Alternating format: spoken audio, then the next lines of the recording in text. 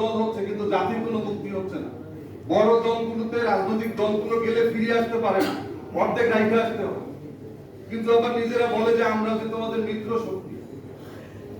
এই যে আমাদের যে সংকটগুলো, আমাদের সংকট আগে উত্তরণ দরকার, এবং আমাদের বাংলাদেশের সংকটকে সৃষ্টি করে রাখার জন্য 1947 সালে পরিকল্পিতভাবে আমাদের যে পাকিস্তান সৃষ্টি, যারা পাকিস্তানকে স্বীকার করে না, আমি মনে করি তারা বাংলাদেশকে স্বীকার করে। আচ্ছা, পাকিস্তান হচ্ছে আমাদের, পাকিস্তান সৃষ্টি হয়েছিল মুসলমানদের স্বতন্ত্র আবাদ ভূমি।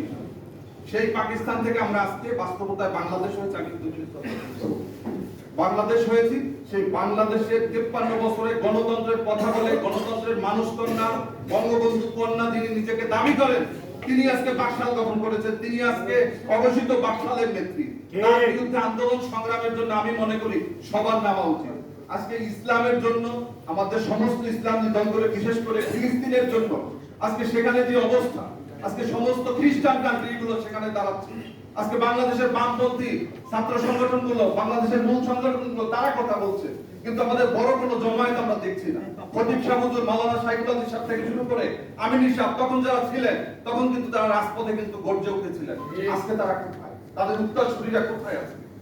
আজকে বাংলাদেশে শুধুমাত্র দ্রব্য মূল্য নিয়ে আন্দোলন করে, এটা তো সবার সমস্যা। আওয়ামী লীগের সমস্যা, পুলিশের সমস্যা, সেনাবাহিনীর সমস্যা, বিএনপির সমস্যা, লেবার পার্টির সমস্যা, জামাতের সমস্যা, তারপরেও কেন ঐক্য হয় না?